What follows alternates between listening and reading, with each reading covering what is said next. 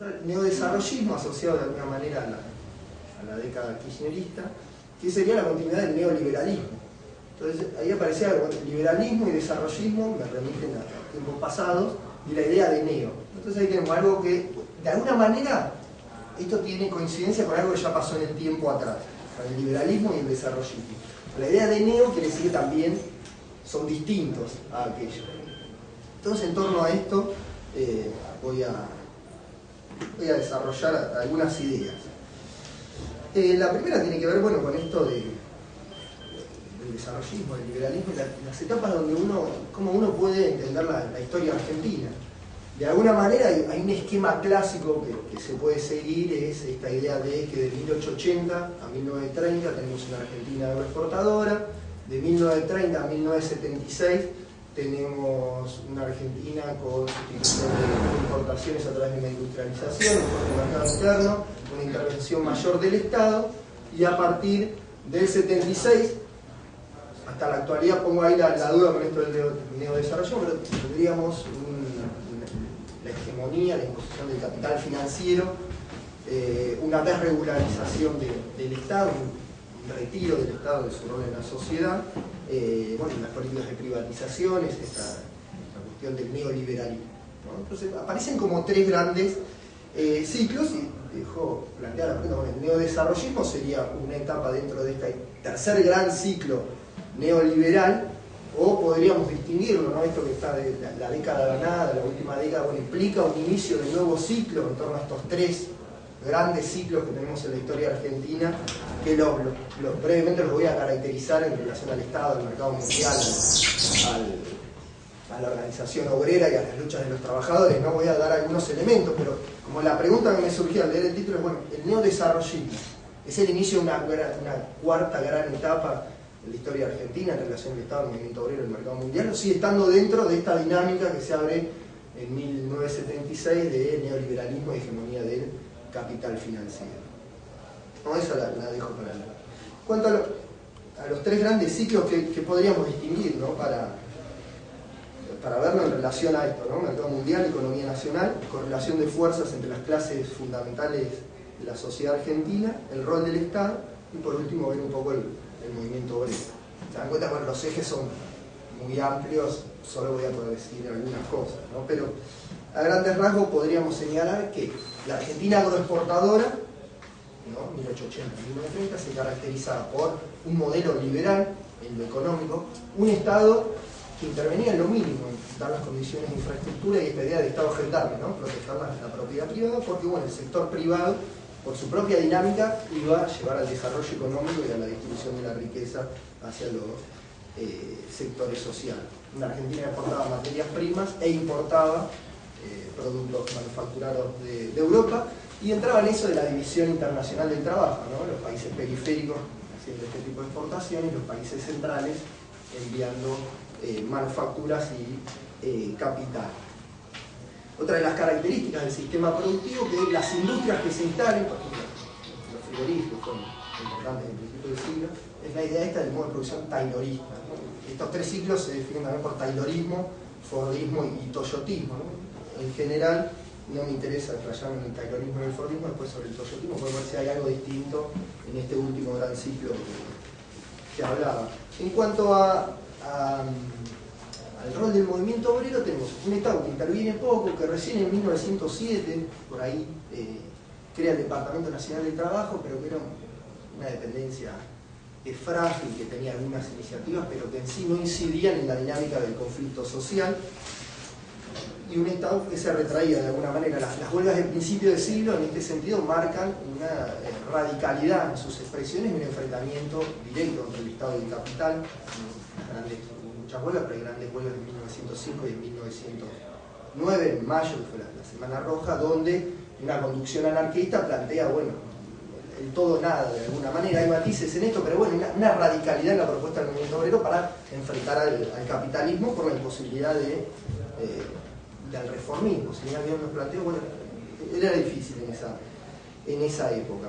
Sindicatos conducidos por esta corriente, que eran expresiones más bien coyunturales, que tenían que ver con la organización de oficios, ¿no? Sindicatos de oficios o sindicatos locales, y recién empiezan a despuntar las primeras federaciones nacionales o centrales obreras, en este caso la FORA, la UGT, que tienen más bien carácter federativo, ¿no? Esto va a cambiar en la segunda década, cuando de alguna manera el gobierno radical plantee algunas posibilidades de negociación para algunos sectores, ¿no? Porque las grandes huelgas marítimas y ferroviarias de 1917 encuentran que, ante movimientos fuertes de protesta, el Estado de alguna manera comienza a mediar el conflicto entre el capital y el trabajo. Y estos gremios obtienen reformas puntuales. A la moderación sindical en sus demandas aparece un Estado que responde positivamente.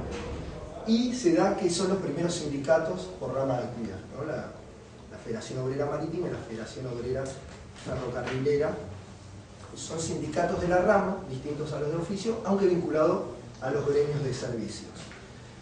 ¿Esta fue la relación que predominó? No. Esto fue un dato para tomar 1916-1917. Lo que predominó fue lo que venía de antes. Por ejemplo, las grandes huelgas de los frigoríficos en 1917, la semana trágica con las huelgas metalúrgicas en Bacena, y las huelgas de la Patagonia rebelde o trágica, bueno, demuestran un Estado fuertemente represivo hacia el movimiento obrero, ¿no? Esa mediación que vemos en estos dos casos, en general no se da. La respuesta del Estado para el movimiento obrero era la represión, y había una mínima mediación institucional. Ahora, después de estas huelgas entra cierto reflujo en la lucha del movimiento obrero, y ya entramos al segundo ciclo que mencionaba yo, que es que se inicia en 1930. Que se inicia por una cuestión externa, ¿no? La crisis económica mundial que se inicia en Estados Unidos, y que cambia la dinámica de la economía mundial. Sobre todo hay un retraimiento de las economías abiertas y globales propuestas por el liberalismo, y un retraimiento hacia sus economías nacionales y ciertas políticas proteccionistas, y bueno, los países exportadores de materias primas tienen que cambiar un poco su estrategia, porque ya aquello que exportaban no es tan fácil de ubicar en el mercado externo, y aquello que importaban ya no viene con tanta facilidad. Y aparece eso de la industrialización por sustitución, ¿no? De importaciones. Empieza un ciclo de industrialización en Argentina, un poco por la demanda externa, y que se va a ir acentuando, ¿no? Ya a mediados de los 30 esto, bueno, empieza a plantearse con más seriedad, y va a ser durante el gobierno peronista que el tema de la industrialización ya es una política de Estado. Y acá hay un cambio, ¿no? Ya los sectores de la burguesía agraria no son los que comandan el gobierno, sino con el peronismo aparece esa conducción de la burguesía industrial. De igual modo, el Estado asume un rol distinto, es un Estado que empieza a intervenir más. La década del 30, de alguna manera, en mediados de 1935 y 1936, el Estado provincial, el Estado nacional, empieza a mediar en los conflictos del trabajo, empieza a tener un rol importante, y eso incluso desde gobiernos conservadores, como en la provincia de Buenos Aires, Manuel Fresco, ¿no? Desde distintas tendencias. Bueno, el Estado empieza a atender una fuerte conflictividad social que desde el inicio de la crisis, bueno, tenemos en el 32, 33, 34 movimientos de desocupados, huelgas, manifestaciones callejeras. Bueno, este Estado decide intervenir para solucionarlo, ¿no? Dentro del marco del capitalismo, pero en una mediación que permita establecer alguna relación más cordial entre el capital y el trabajo. Y también tenemos acá la cuestión de la industrialización genera, con industrias, las industrias generan más trabajadores, obreros industriales, y esto también se ve acompañado de una migración de los sectores rurales a las ciudades, ¿no? Esto es importante, ¿no? El 17 de octubre, de alguna manera, fue una fecha que expresó todo este movimiento que por años se fue dando y que en algún momento estalló en la vida política nacional.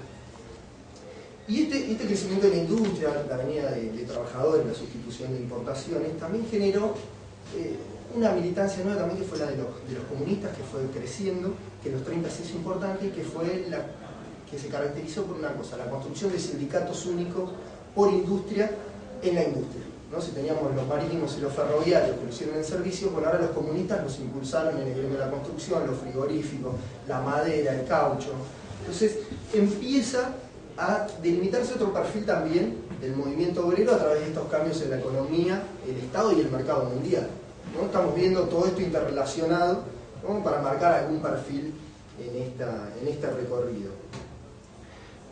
Y en los 30 también aparece, si bien esta intervención del Estado, también una estrategia reformista que va ganando lugar en el movimiento obrero, ¿no? Los sindicatos, de alguna manera, posponen aquellas luchas revolucionarias del principio del siglo. No todos renuncian a eso, pero dicen, bueno, por ahí en otro lugar o de otra manera, o bueno, habría que ver de qué forma, y los sindicatos toman como estrategia el reformismo. El reformismo, que tiene que formar alianzas electorales progresistas, democráticas, y por el otro lado pelear por mejores salarios, mejores condiciones de trabajo.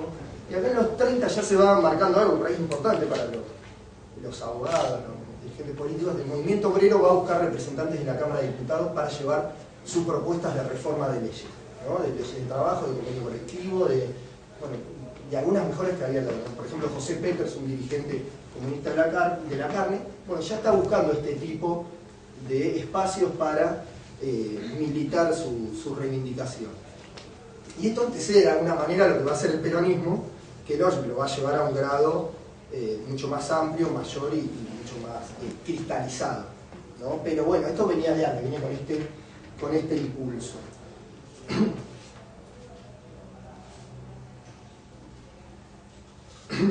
El peronismo en sí, bueno, termina de cristalizar esto, ¿no? Un Estado presente en la economía, en la regulación del mundo laboral, mucha presencia, incluso con presencia judicial, los tribunales del trabajo, y esta idea de una nueva inserción en el mercado mundial, ¿no? Esta idea del mercado interno, de exportar algunas cosas, de otras frenarlas a través del proteccionismo, y poder disputarle de alguna manera al capital financiero internacional algunas condiciones, ¿no?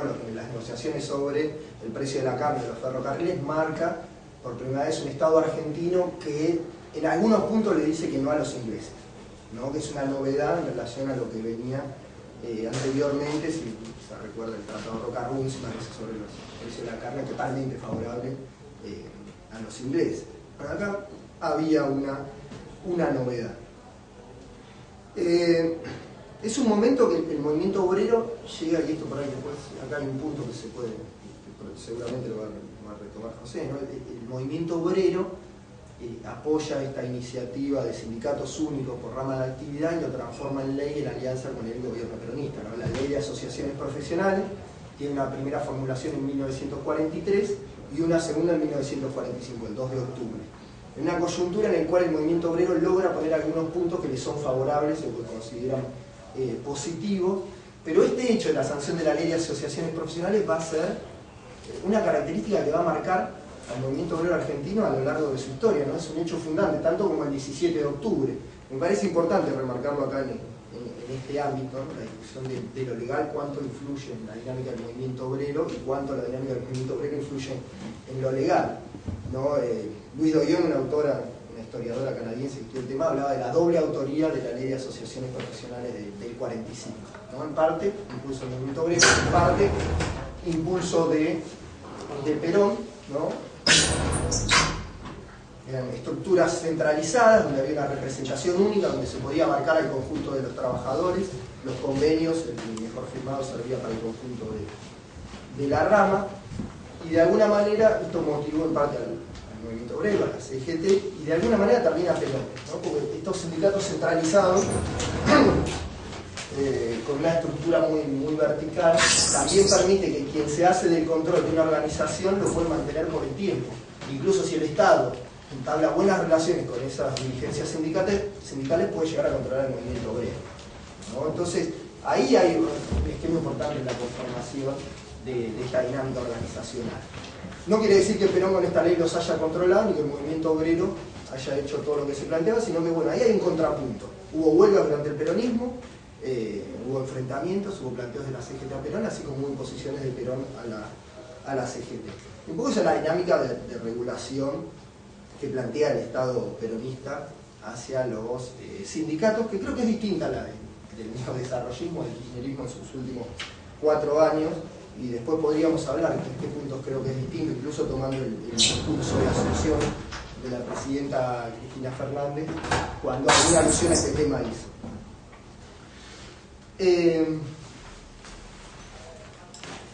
Todo este sistema de alguna manera va a intentar ser desandado en el 55 con el golpe de Estado militar, ¿no? La llamada Revolución Libertadora, y sobre todo con lo que fue el gobierno de Frondizi. Acá tenemos el desarrollismo, ¿no? Llegamos al desarrollismo, ya pasamos por la etapa liberal. El desarrollismo sería una expresión de todo este proceso que venimos viendo de 1930.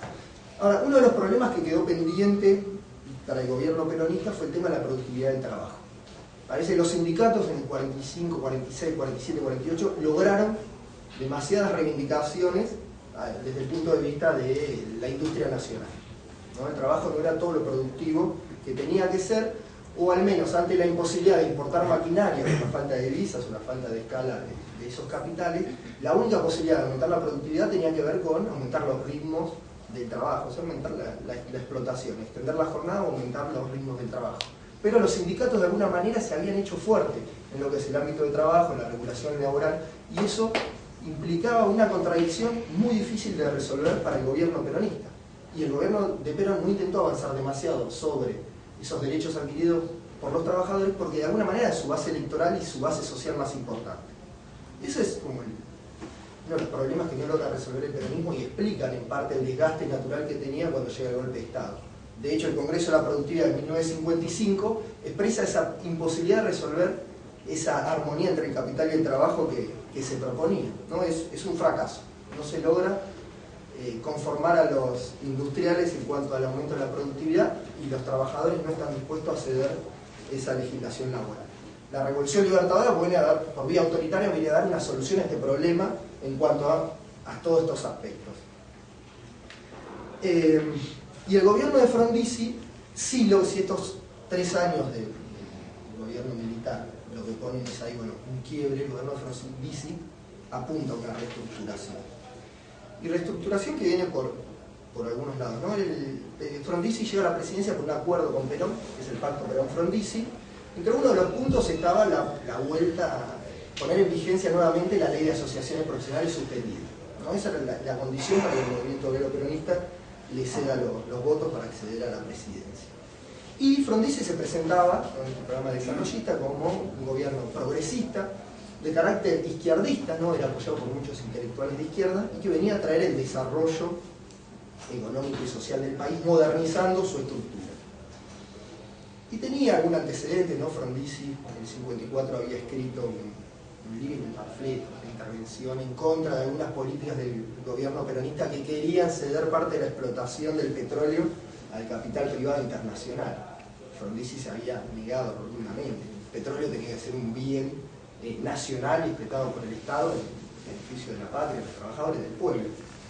Pero bueno, en el 58 se hace presidente y las cosas cambian, ¿no? 4 o 5 años después aparece la necesidad de intervención del capital extranjero en la explotación de los recursos naturales de un país para lograr ese desarrollo que le permita despegar el subdesarrollo en el que se encontraban los países periféricos, Argentina entre ellos, y hace alianzas con capitales para traer la industria automotriz, para cambiar el funcionamiento de los ferrocarriles. Es el momento donde se empieza a desestructurar el ferrocarril, ¿no? El plan Larkin de alguna manera mandaba, un plan Larkin, un general norteamericano que tiene un plan para los ferrocarriles argentinos, que bueno, había demasiados trabajadores ferroviarios y había demasiadas locomotoras y había demasiados kilómetros de vía. Lo que había que empezar es a desarmar eso y traer el negocio automotriz de la mano de los capitales europeos y norteamericanos.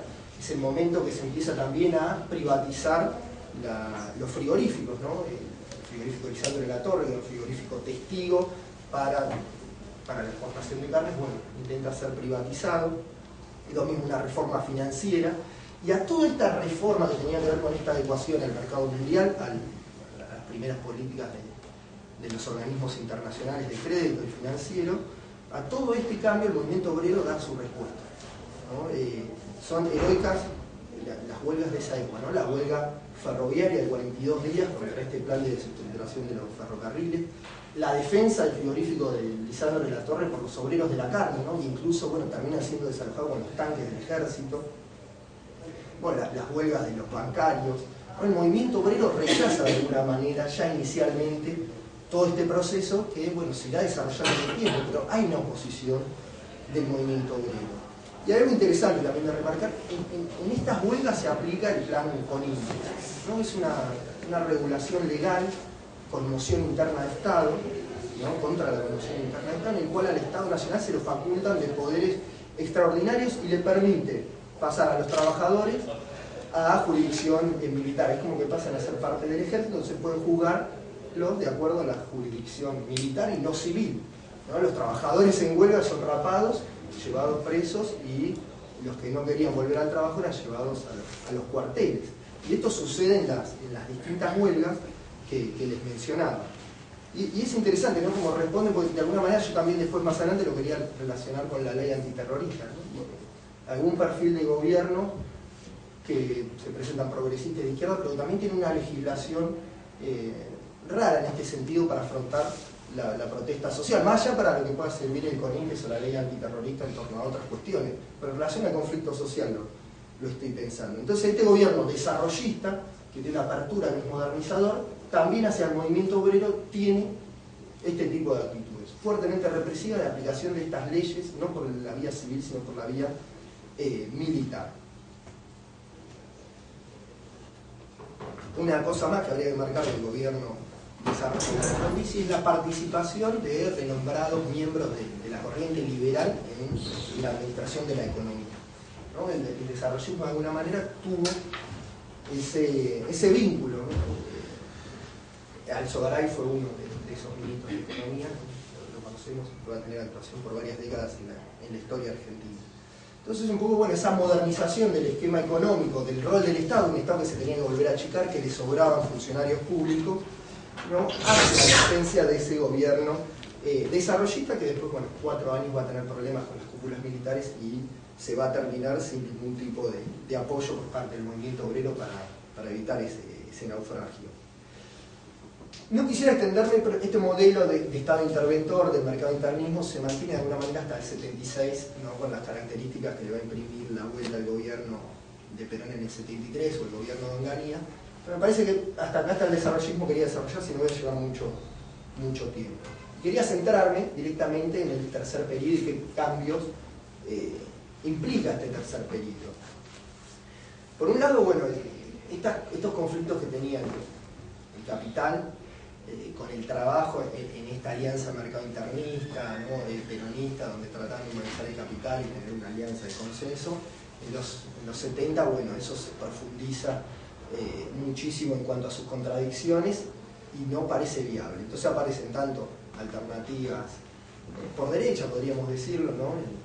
Las perspectivas del capital financiero internacional de reestructurar totalmente las clases sociales, la economía y la regulación del Estado, o proyectos por izquierda de, bueno, avanzar directamente hacia la construcción del socialismo a secas o el socialismo nacional, ¿no? Después de fuertes contradicciones que termina con el triunfo de los sectores militares y del capital financiero internacional, que va a implicar también una reestructuración de todos estos elementos que veníamos historiando. Por un lado empieza la apertura nuevamente hacia el mercado mundial, en una nueva etapa, ¿no? Donde acá sí ya empieza este periodo conocido como neoliberalismo o postindustrial, o como guste llamárselo, neoliberalismo, donde se ve la necesidad de que el Estado se vuelva a achicar. El Estado había ocupado funciones en la economía que no era deseable que lo hiciera, sino que era necesario que eso quedara en manos privadas. El movimiento obrero había obtenido demasiados derechos, convenios colectivos de trabajo de avanzada, tenía demasiado poder en los lugares de trabajo a través de las comisiones internas y los cuerpos de delegados, entonces eso también había que desarmarlo. Entonces implica un cambio político y una reestructuración de las relaciones económicas, las relaciones sociales y del Estado. Que eso lo vamos a ver profundizado durante el gobierno de Menem, si bien durante el gobierno de Alfonsín ya se está perfilando todo esto, y que es más conocido por todos nosotros lo que pasó durante el menemismo, ¿no? Las políticas de privatización, los acuerdos y la dirección importantísima del Fondo Monetario Internacional, y de alguna manera cierto consenso civil en parte de estas reformas, ¿no? Que implicó incluso algunas direcciones sindicales, personalmente José nos vamos a poder contar, pero algunos sindicatos adoptaron modelos empresariales para los sindicatos, adoptaron la lógica del libre mercado y del individualismo para mediar sus relaciones sociales, y en una nueva etapa que se presentaba también como el fin de la historia, la caída del muro de Berlín señalaba también que bueno, eso del comunismo ya no tenía sentido, entonces que bueno, se había llegado al fin de la historia con esta hegemonía liberal, neoliberal. En torno a esto, ¿cómo responde el movimiento obrero? No, eso me interesaba. Por un lado, estaban estas actitudes, algunos sindicatos que se acomodan y apoyan el proceso de privatización y de expulsión de trabajadores del mercado de trabajo, pero por el otro lado aparece la resistencia. Aparece la resistencia de distintas maneras. Por un lado, la lucha por mantener vamos a ver expresiones, la lucha por mantener el trabajo, es una de las características de las luchas de los 90, ya no tanto por esa directamente la cuestión del trabajo, porque lo otro era secundario en relación a mantener el trabajo. Otro sector importantemente lucha contra las privatizaciones. Hay sectores obreros que lucharon por defender las empresas nacionales en manos del Estado, con participación de los trabajadores, los casos de YPF, de Luz y Fuerza Mar del Plata, de otros sectores, es importante en ese sentido. La lucha de los trabajadores estatales en contra de las rebajas salariales y de las expulsiones, unas luchas de carácter defensivo y también en defensa de algunas regulaciones legales e institucionales en las cuales se quería ir para atrás desde el punto de vista de los trabajadores. De hecho, se empieza a discutir el modelo sindical. En el 85-86 está el proyecto de la ley Mucci, ¿no?, de cambiar la ley de asociaciones profesionales, que bueno, es rechazada por el movimiento obrero de la CGT, pero que de alguna manera esa discusión, no del todo saldrá, en los 90 va a ser retomada por una nueva apelación de la CTA, la Central de los Trabajadores Argentinos, que va a plantear la necesidad de, bueno, sí, cambió la etapa histórica, cambió la Argentina de ese segundo ciclo que yo mencionaba, de alguna manera hay que adecuarse a esta nueva realidad, este nuevo ciclo, pero era una propuesta nacida desde los trabajadores, no desde las cúpulas estatales que tenían otros intereses. Entonces, bueno, acá aparece nuevamente la discusión del modelo sindical, ¿no? Si veíamos que había una evolución desde el sindicato de oficio hacia los sindicatos únicos por rama de actividad, acá aparece, bueno, la necesidad de rediscutir aquello, ¿no? Y sobre todo los conceptos de libertad sindical, de representación, entran en cuestión en los 90, sobre todo también por la participación de estas cúpulas sindicales que acompañaron todo este proceso de desmantelamiento del Estado, del empleo y de otras cuestiones, de entrega de los recursos naturales del país, ¿no? La privatización del petróleo, del gas, de distintas cosas, de la electricidad, son cuestiones sustanciales para la política nacional, y en este sentido la protesta tomaba un carácter político. Ahora, de estas luchas de carácter defensivo, y acá me meto para terminar con lo último, ¿no? Lo característico que podría ser el neodesarrollismo, ¿no? Si adoptamos ese concepto, neodesarrollismo, bueno, ¿qué lo diferenciaría de este periodo de los 90, ¿no?, para marcar esta diferencia en cuanto al rol del Estado, el mercado internacional y demás? Uno de los puntos, sobre todo con el tema del inicio del gobierno kirchnerista en el 2003, se vuelve a discutir con más fuerza la cuestión del salario, ¿no? De discusiones salariales, paritarias. Aparece una recomposición de ese mundo sindical que de alguna manera había retrocedido bastante durante los 90. Aparece también la demanda de empleo, sobre todo en relación a los 90, no tanta expulsión de trabajadores del mercado de trabajo, pero acá tenemos un punto, ¿no? Si bien la demanda de empleo en parte es cumplida, también tenemos la persistencia de la precarización laboral y la flexibilización, que en parte es herencia de lo que empezó con la dictadura militar y se profundizó en los 90. Otra de las cuestiones es, hay un cambio, habría que ver, pienso yo, ¿no?, lo percibo así, hay un cambio en cuanto a la orientación de algunas luchas más de carácter general del movimiento obrero. Si los 90 fueron asignados a la lucha contra el liberalismo, una lucha defensiva que sabíamos bien, o se sabía bien quién era el enemigo, de qué había que defenderse o qué había que defender, a partir del 2005, 2006, 2007, ese consenso aparece frágil de alguna manera, ¿no? Ya la lucha contra el neoliberalismo, hay sectores que la abandonan y aparecen más vinculados o al proyecto nacional o a la búsqueda de nuevas referencias en la lucha, una nueva orientación general. No, en parte, si el neodesarrollismo tiene un carácter particular, habría que ver si esto no implicó que desde el movimiento obrero se buscaran otros nortes. No solo ya el defensivo, sino también buscar una nueva orientación para encarar sus luchas y las demandas de los trabajadores.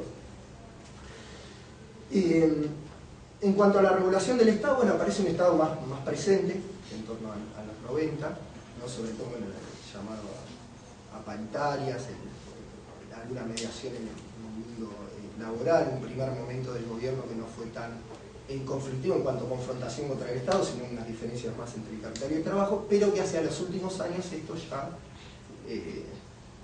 va cambiando. Una de las características que se dan en este cambio, me parece que es una politización en los últimos años diferente del movimiento obrero en torno al cambio de este consenso en la lucha contra el neoliberalismo.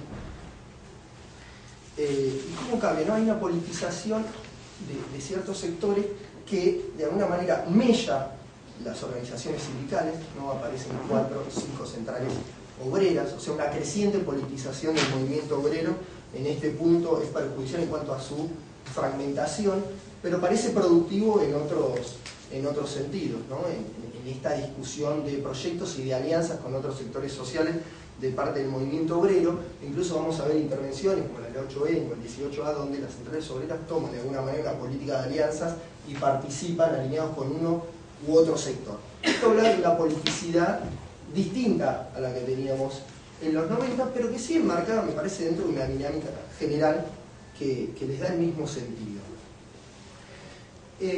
Un cambio también que quería señalar es en torno a la represión del Estado, de los 90 y el del neodesarrollismo, ¿no? En cuanto a la protesta social, ¿no? Me interesaba seguir el recorrido de algunos manifestantes muertos en los momentos de enfrentamiento, ya sea con la patronal o con el Estado.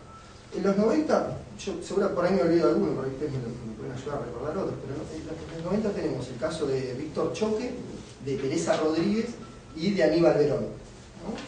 Son bastante conocidos, algunas agrupaciones piqueteras y movimientos políticos han adaptado sus nombres. Y bueno, yo quería pensar en el carácter de esos manifestantes muertos. Incluso alguna reflexión escuché al respecto, después tendría que buscar quién la hizo, pero aparece esta idea que son personas vinculadas al movimiento porque no son militantes de esos movimientos. De hecho, Víctor Choque muere en el momento que hay una manifestación en el sur, y él está en la puerta de su casa mirando lo que estaba pasando y muere por una bala. Teresa Rodríguez, lo mismo en Cutralcó en el 97, está cruzando por una manifestación y una bala la mata.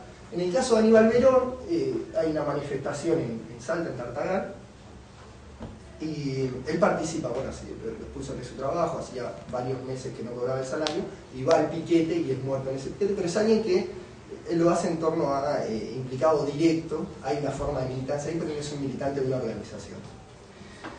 Me puse a pensar también en el cambio en los muertos de estos últimos años, ¿no?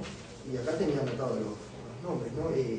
Bueno, los de diciembre del 2001, la larga nómina, algunos son militantes. El caso de Costec y Santillán, son ya militantes de organizaciones sociales.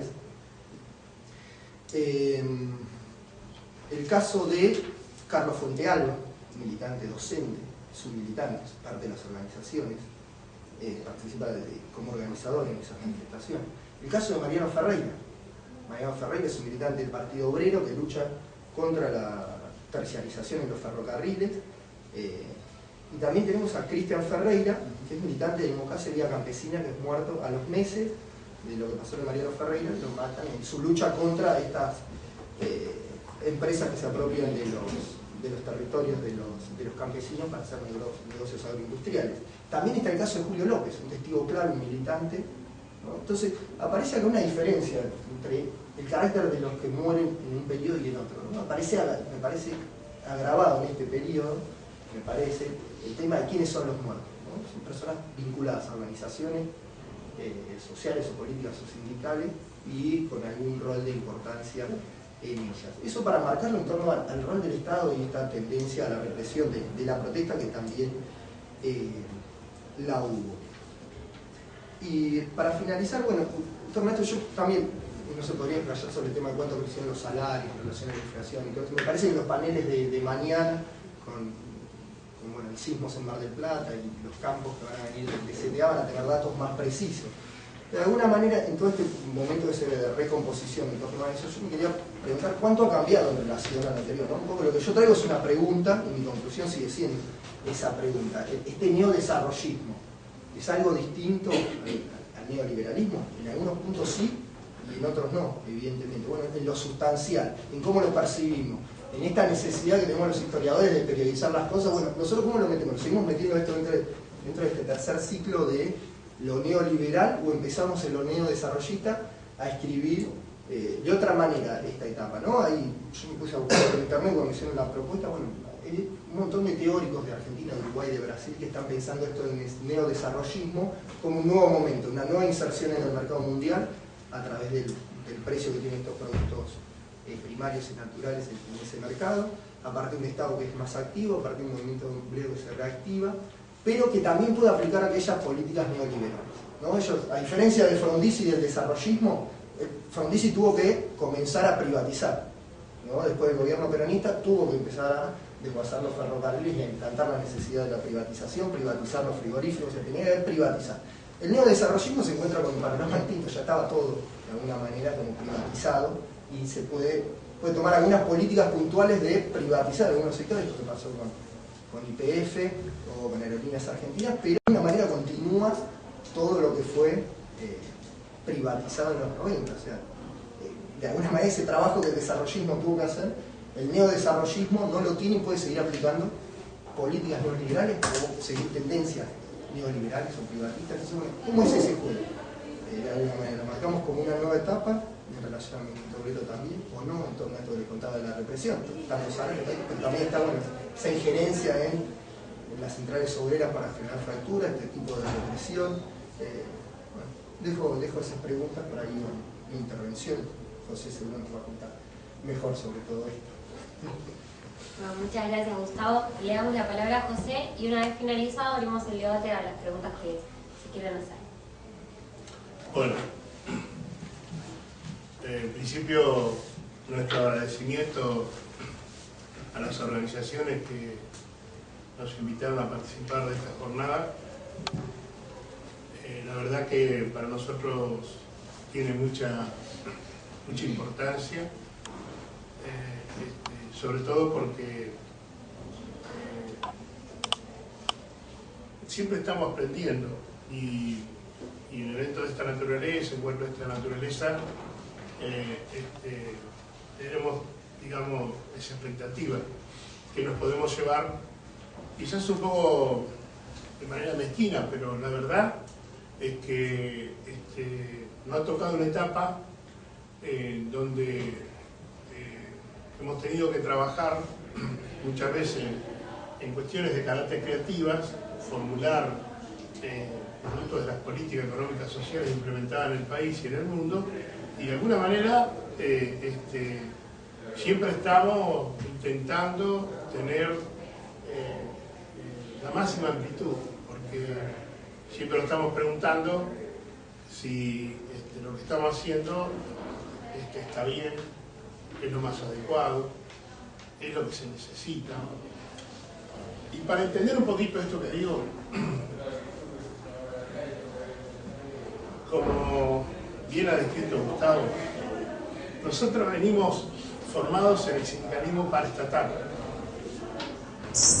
Y toda la década que llega hasta, sobre todo para poner un mojón, hasta la dictadura militar de 1976, el poder del movimiento obrero estaba signado y establecido por un determinado desarrollo. Organizaciones por rama de industria, una ley de asociaciones profesionales que establecía una organización por esa rama de industria, con personería gremial y sobre todo con un eslogan de la unidad promocionada, y luego con una relación con el Estado, por la experiencia peronista, que va a marcar a fuego durante muchas décadas esa situación.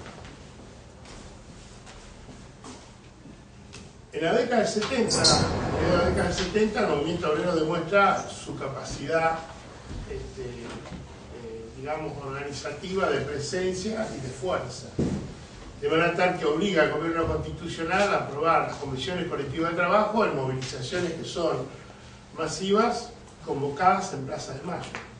En ese marco y en ese contexto se aprueban las últimas convenciones colectivas de trabajo de manera masiva en el país.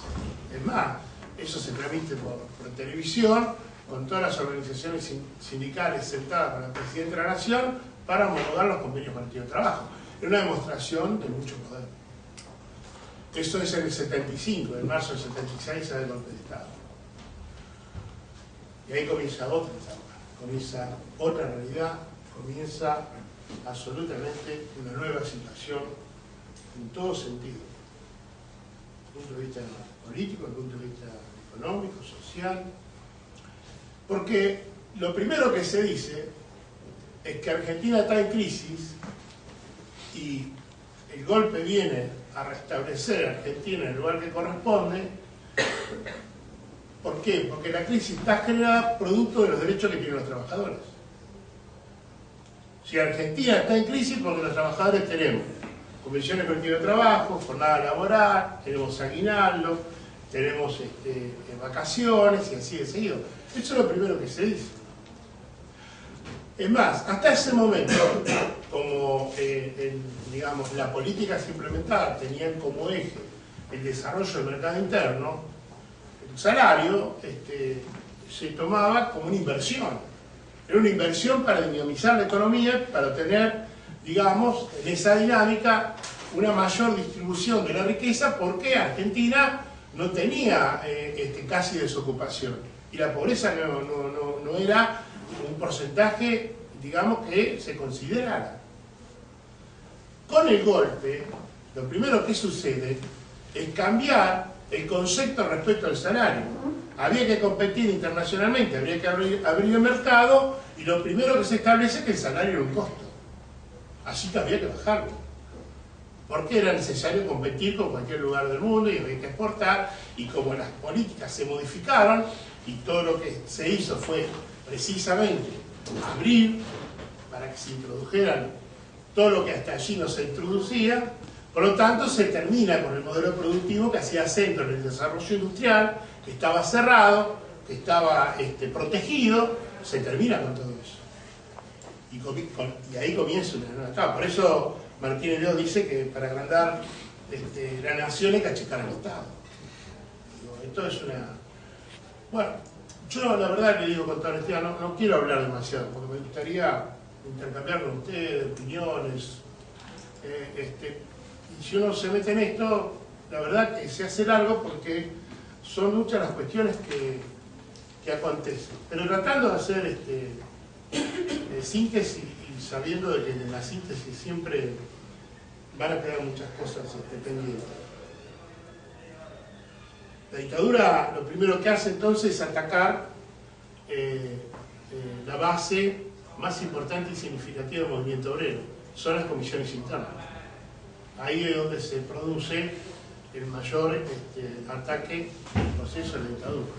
En el plano económico es toda la implementación de las políticas liberales, que son posibles, intervención de la política, intervención de las organizaciones sindicales, todo tipo de derechos, y atacar lo que entiende como el poder más importante, más significativo, que son las comisiones internas. Cuando regresamos a la democracia, el movimiento obrero, creo que mayo, abril o mayo, no recuerdo exactamente ahora, hace una gran movilización en 1982, demostrando ya con el advenimiento de la democracia la capacidad de desarrollo organizativo, de recuperación en alguna medida, muy golpeado, la presencia en la calle, que es absolutamente notoria, importante y significativa.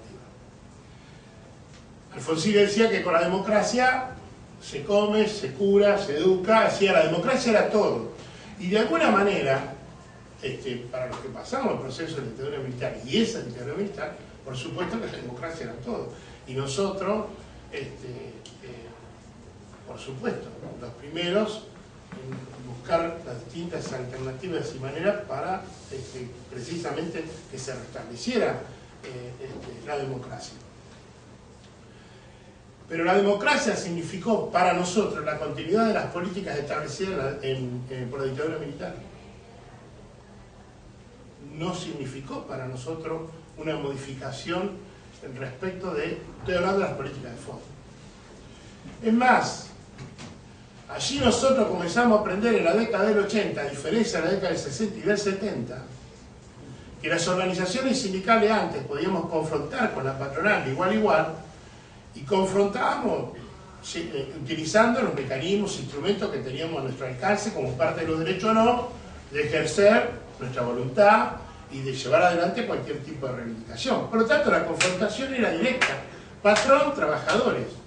En la década del 80, después de los acontecimientos de Asinda, comenzamos a comprender que lo que teníamos que confrontar ya no alcanzaba con la actuación, la decisión solamente de los trabajadores de la organización sindical contra la patronal, porque había cambiado el escenario y quienes estaban, digamos, ejerciendo el poder eran los grupos multinacionales. Y por lo tanto, enfrentarse a los grupos multinacionales requería de un consenso, de una unidad y de una articulación con el conjunto de la sociedad que era imprescindible y necesario. Y el primer ejemplo es Villa Constitución, en Asinda, que en la década del 80, que nosotros allí aprendemos mucho. Por eso nuestra realidad, no voy a entrar en eso ahora, pero nosotros cuando llegamos a la constitución del Sindicato de Fuerza de Mar del Plata en el año 1987, lo primero que hacemos es desarrollar una política de articulación con el conjunto de la sociedad, pensando siempre que el día que se pelearan con Luis Fuerza de Mar del Plata se tenían que pelear con Mar del Plata. Ese era nuestro concepto, digamos. Era imprescindible articular en ese sentido. Ya no éramos los laburantes solos. Eso había quedado atrás. El nuevo esquema de desarrollo de poder de las políticas liberales y neoliberales nos planteaba un escenario absolutamente diferente. Bueno, muy rápidamente,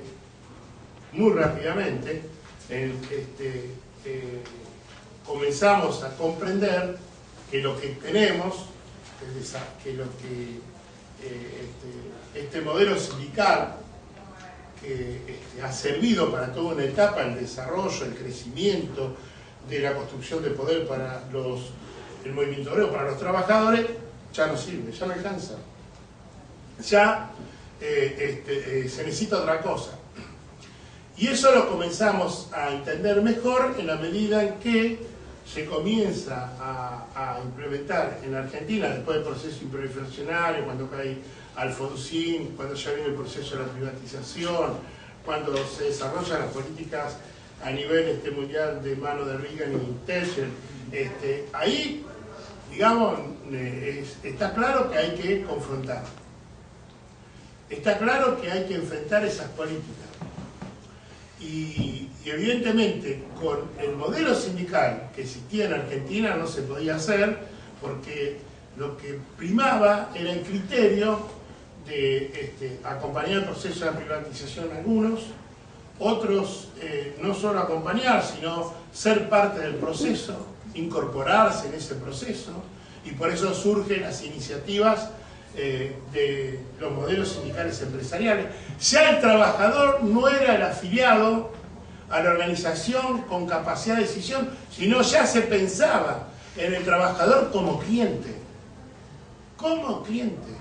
Por eso algunas estructuras sindicales desarrollan el holding empresario partiendo de la base de que el trabajador va a comprar el turismo, el trabajador va a comprar en la cooperativa de abastecimiento de la organización, va a tener la RT, va a tener capacitación, en fin. Todo eso como parte del producto de que el trabajador se convertía en cliente y no un activo participante de la organización. Esta realidad lleva a que nosotros comencemos a pensar en la necesidad de cambiar, transformar para confrontar esta política.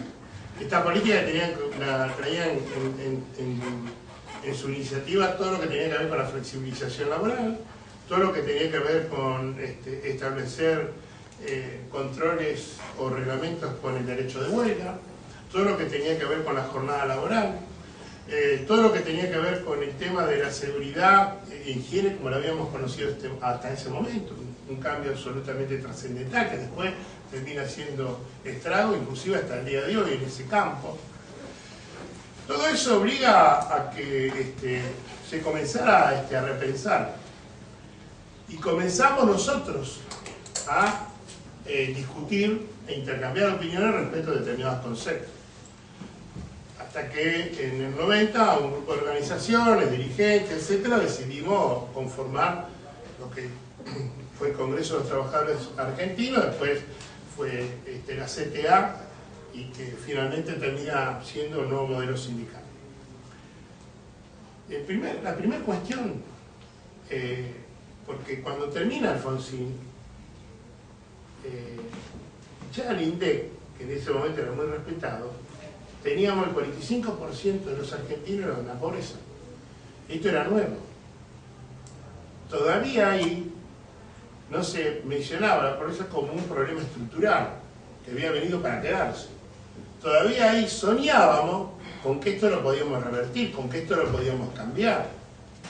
Después aprendimos que era estructural, que ya no era tan sencillo. Ahí se empezaron a dar las primeras políticas asistencialistas, las cajas del pan, con lo cual comienza a generarse una nueva situación al interior del movimiento obrero, porque nunca habíamos tenido semejante nivel de desocupación. Ya no era solo la pobreza, sino era la desocupación. Y esto entonces, bueno, obligaba a repensar. Y la primera decisión fue, obviamente, terminar con el ciclo de la Confederación General del Trabajo. La primera idea fue, bueno, si no podemos transformar, podemos cambiar, vamos a crear lo nuevo, vamos a estructurar. Y para eso también, bueno, discutir el concepto, quiénes componían o quién integraban la clase obrera. Y ahí hay una definición. Nosotros, la primera decisión que rompe con el modelo anterior es que nosotros decimos, bueno, los trabajadores no son solo los que están en relación de dependencia, son los desocupados, los ocupados, los jubilados, los estudiantes con trabajo, las amas de casa, todo eso entra como componente de la clase obrera. Es eso la clase obrera. No podemos seguir mirando a la clase obrera como a los que están solo en relación de dependencia. Hoy tenemos 16 millones de trabajadores de la población económicamente activa y la relación de dependencia anda en el orden de los 7 millones de trabajadores, de los cuales dentro de eso tenemos un porcentaje muy elevado de trabajadores informales, subcontratados, contratados, en negro, etc. Esta fue la primera cuestión. La segunda cuestión era recuperar la democracia en el interior de las organizaciones sindicales, porque hasta allí lo que prevalecía, producto de las leyes asociaciones sindicales, era un desarrollo normativo que estaba muy restringido desde el punto de vista democrático por lo que establecen los propios estatutos de las organizaciones. Por lo tanto, era un aspecto sustancial lograr recuperar el valor de la institución y, por supuesto, la participación de los trabajadores y el respetar la decisión colectiva del conjunto de los compañeros. Junto con eso, la discusión, si nosotros vamos a hacer una organización, digamos, que vamos a agrupar sindicatos o vamos por la identidad de clase y por la clase. Esto significaba imperiosamente un debate. En ese debate aparece quienes dicen, bueno, entonces armemos un partido político. Armemos un partido político. Y otros que decimos, no, partido político no, tenemos que construir una nueva central, un nuevo modelo sindical. Para lo cual, el objetivo tiene que ser la unidad de la clase y no la unidad de los aparatos.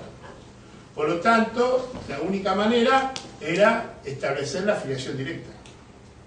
Y es ahí cuando se decide que vamos a hacer la afiliación institucional en cualquier organización sindical, pero también vamos a afiliar en forma directa a cualquier trabajador que quiera ser parte de la central.